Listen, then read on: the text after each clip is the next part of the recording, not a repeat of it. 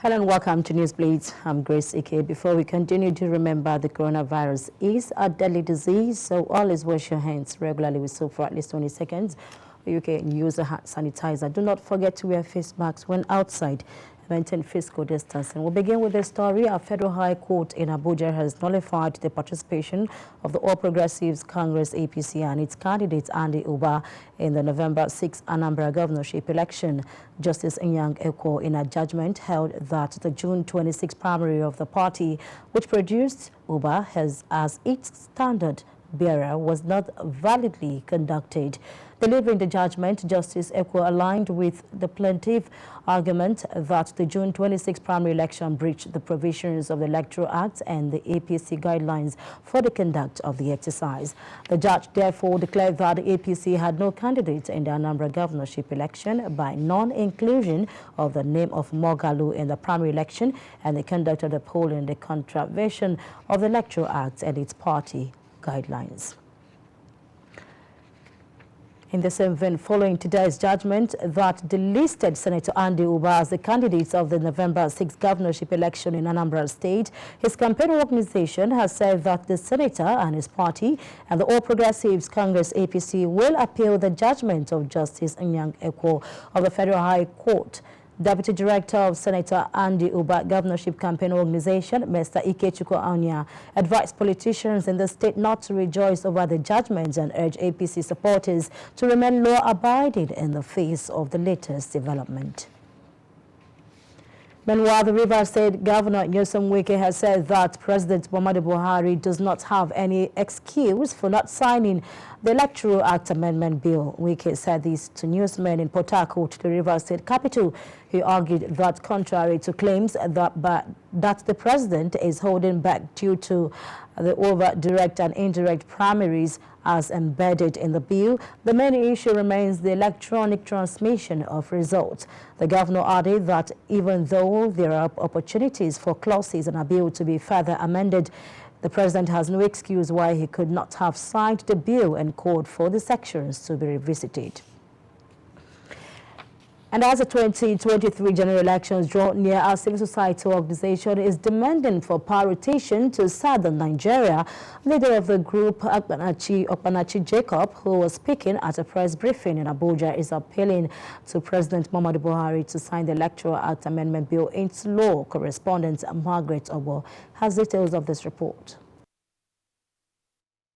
Since the advent of the Fourth Republic in 1999, there has been a rotation of the presidency between the southern and northern region of the country. The arrangement was in place during the 16 years the People's Democratic Party ruled Nigeria. According to political leaders, power rotation is necessary to address complaints of marginalization and domination. We use this medium to appeal to Nigerians on the need for power rotation to southern Nigeria in line with the spirit of nationalism and a call for unity, as exemplified in our leadership pattern in the previous processes of our democratic journey so far. In achieving the unity, equity, and political stability that we desire, rotational presidency, if synchronized with other qualities of leadership, will help restore Nigeria's glory. The presidency is not the only thing on the minds of those here. They also have their minds on the electoral bill. They want President Muhammadu Buhari to sign it now. We commend the president on the increment in the salaries of the Nigerian police force, which we believe is fundamental to good performance. In the same vein, we also urge him to sign the long-expected Electoral Act Amendment Bill into law in line with his promise to deliver to Nigerians a good election, as we believe it will open doors to electoral reforms in Nigeria as desired by the entire masses. Among political leaders in the South, especially in the Southeast, it is expected that after President Muhammadu Buhari's administration, power should move to the region. But it appears that some political actors and stakeholders in the North are opposed to the idea. All of this is setting the stage for an interesting 2022. From the nation's capital, Margaret Ogbo, Silverbird News 24.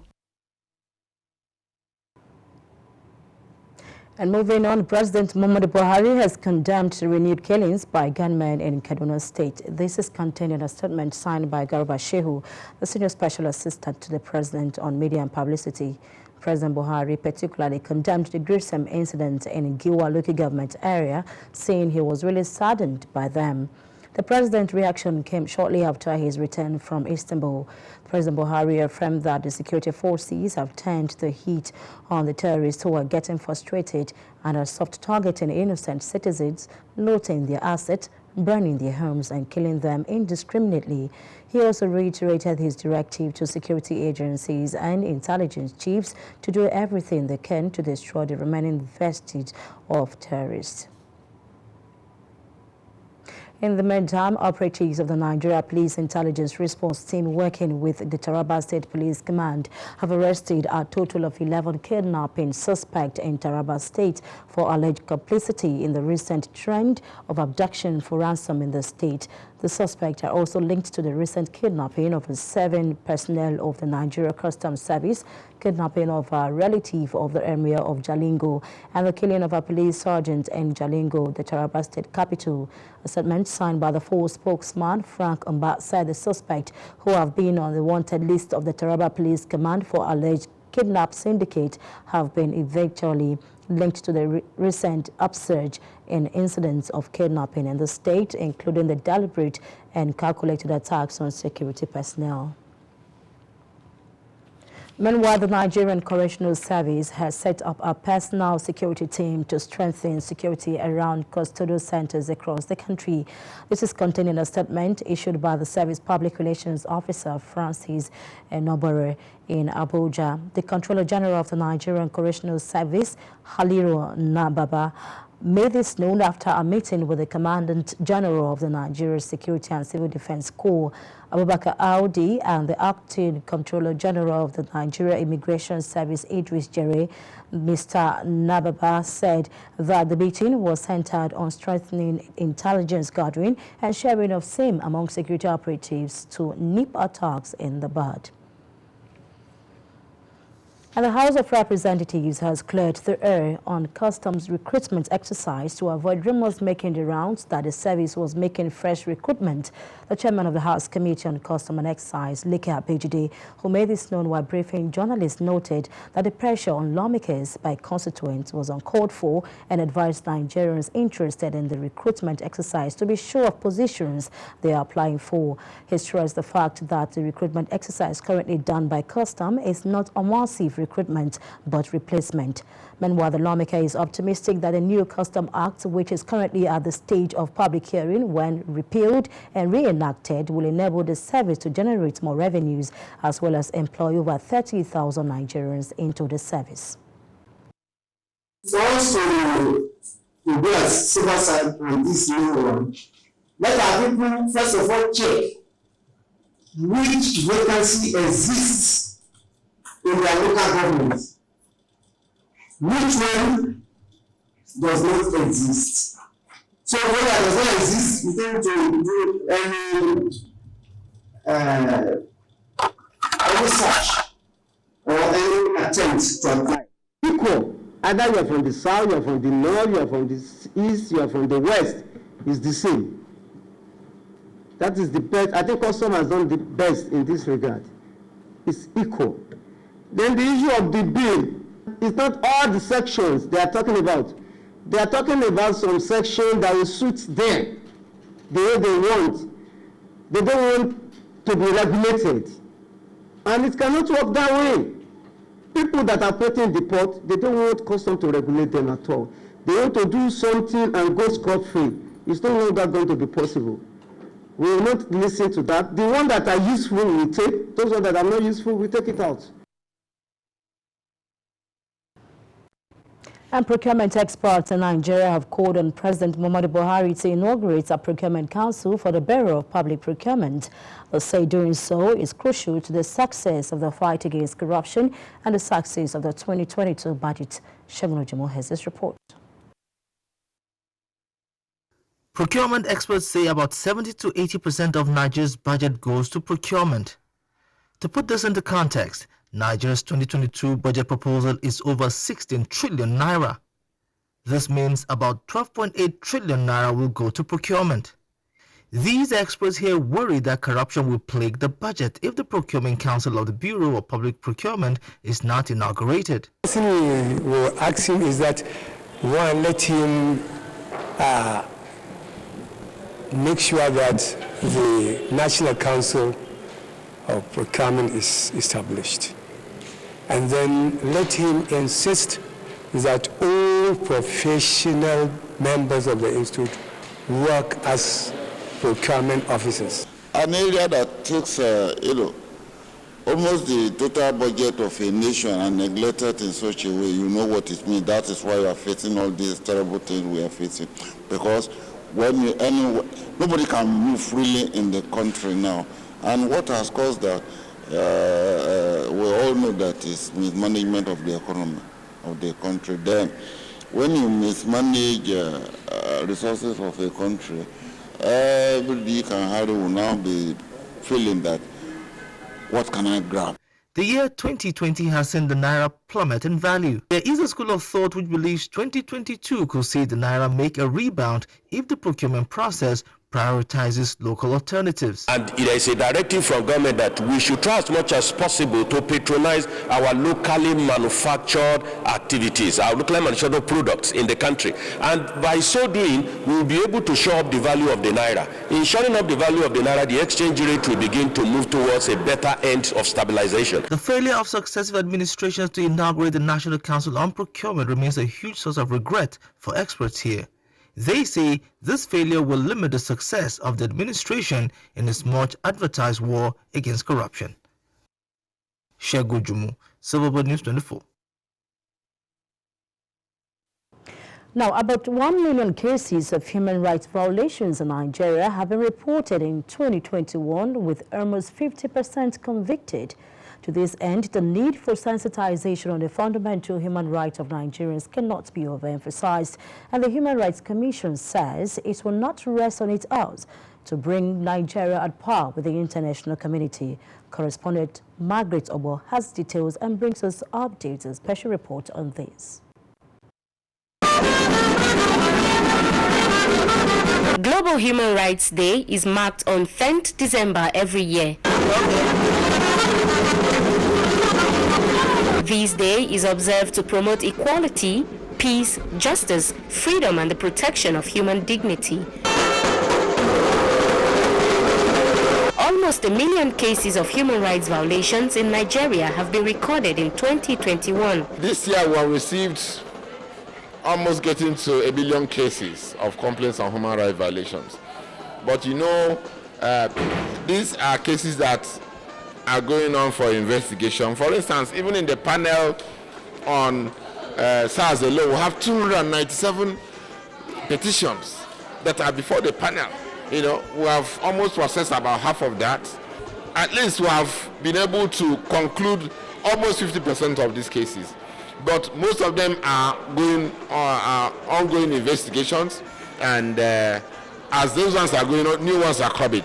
To fight against human rights violations in Nigeria, a lot must be done. It depends on how we want to look at it. If we look at it from the issue of awareness, then we can say that we are making progress. If we look at it from the issue of enforcement, then we say that we have made some progress, but there's still room for improvement. And if we look at it from peace generally, it means that there's a lot of challenges because we have issues of insecurity. But if we look at it from responses by individuals and institutions, then there's effort that is being made. Many Nigerians are clueless about their rights as citizens. There is need for more awareness exercises across the country.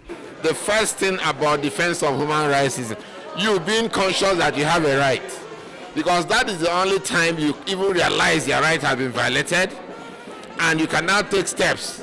And you can do two things. Either you take personal steps to protect your rights, or you seek assistance. So through awareness, you know you have rights, you can act on your own, or you know the people who can help you to protect your rights. This year's theme is equality, reducing inequalities, advancing human rights. Equal rights for citizens cannot be overemphasized, and deliberate actions must be taken by stakeholders to erode inequality in the country. From the nation's capital, Margaret Obo, Silverbird News 24.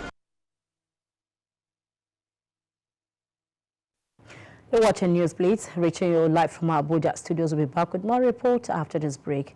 Do stay with us.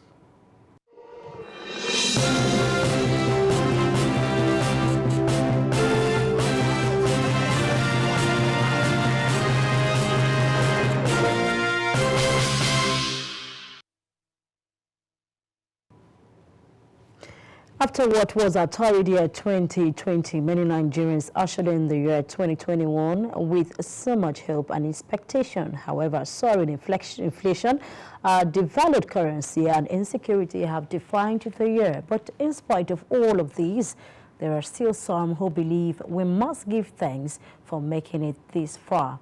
Shegun has this report. As the year 2021 approaches its twilight zone, it is time to take stock and reflect. Many Nigerians had hoped and even prayed for a better year after all the disruptions caused by COVID-19 in 2020, but things didn't really go according to plan for many. Security problems, soaring inflation, and a weakened naira have defined the year. In spite of all of that, the senior advocate of Nigeria believes we must still give thanks. It's been quite an eventful year, and I am quite very grateful to God Almighty for seeing us through the entire year, bringing us to this moment. And we are confident that if He can bring us to this point, we would really enjoy many more of His goodness, many more of His faithfulness, many more of His mercies. He is not alone in that attitude of gratitude. We thank God for His very many mercies. And, just for the gift of life, we will continue to thank God. Christmas beckons, and from here also comes this call to all Nigerians to come together to confront common challenges. So let us show love. Let us also put our hands together. Let us come together as one indivisible body, indivisible polity, indivisible community of people, to fight against all the menaces that seem to belittle this nation. My prayer to Nigeria is not to despair. Despite the challenges, insecurity, the harsh economic situation in the country, the uncertainty surrounding most of the things we do, the seeming inability of the federal government to tackle some of these challenges, we shouldn't give up. We should join our hands together as a people to fight off these challenges, to fight insecurity, to ensure that the nation is put on the right course, and we all do our best to ensure that the economy is revived. An important message from here is that Nigerians are very resilient people, and if they could survive the year 2020 and then 2021, then surely they will thrive come 2022. Shegun, Silverbird News 24. The Small and Medium Enterprises Development Agency of Nigeria, SMEDAN, is soliciting the support from interested development partners to address the huge capacity deficit confronting key institutions. Director General of SMEDAN, Diko Rada, who was represented at a public-private dialogue, said these institutions have a key role to play in the implementation of the revised national policy. He spoke at a close-out session of a workshop on the coordination mechanism for the implementation of the national policy on MSMEs in Abuja. Favor Basioto has his report. Capacity deficit is a major challenge confronting key MSME institutions in Nigeria. These institutions have a direct mandate to implement the national MSME policy recommendations.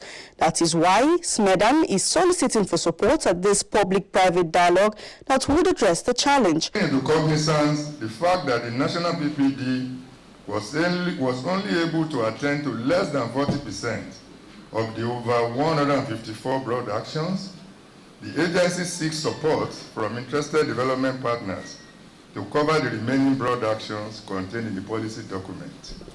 There is also huge capacity deficits in key institutions, either at the national, regional, or state levels, with direct mandate of implementing the policy recommendations. And this is an area that SMEDAN is also requesting for support. One of the problems with starting and growing enterprises in Nigeria revolves around finance. Despite all government's efforts at both national and state levels, the impact remains minimal. The need to robustly address the funding challenge obviously needs special study or research to be conducted. The report from such study should be able to suggest more sustainable and inclusive approaches to address the funding challenge faced by the operators. Many have expressed concerns over multiple taxation.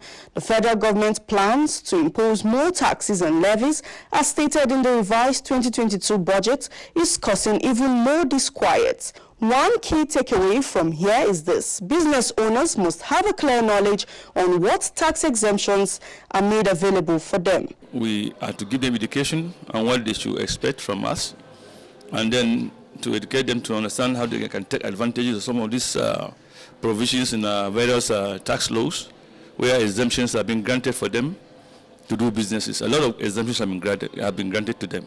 First and foremost, if you are less than 25 million in turnover, you are exempt from tax, both VAT and communal contracts. The Investment Climate Reform Facility is providing technical support known as the coordination mechanism that brings together various government agencies and private sector to adopt a coordinated approach in implementing the national MSME policy. This approach is expected to enhance the competitiveness of MSMEs. From the Federal Capital Territory, Favor Basiotu, Silverbird News 24. And that's Newsblitz for today. Do remember the coronavirus is a deadly disease. Always wash your hands regularly with soap for at least 20 seconds, or you can use a hand sanitizer. Do not forget to wear face masks when outside and maintain physical distancing, especially this Christmas holiday. Thank you for watching. I am Grace Ike. Good evening.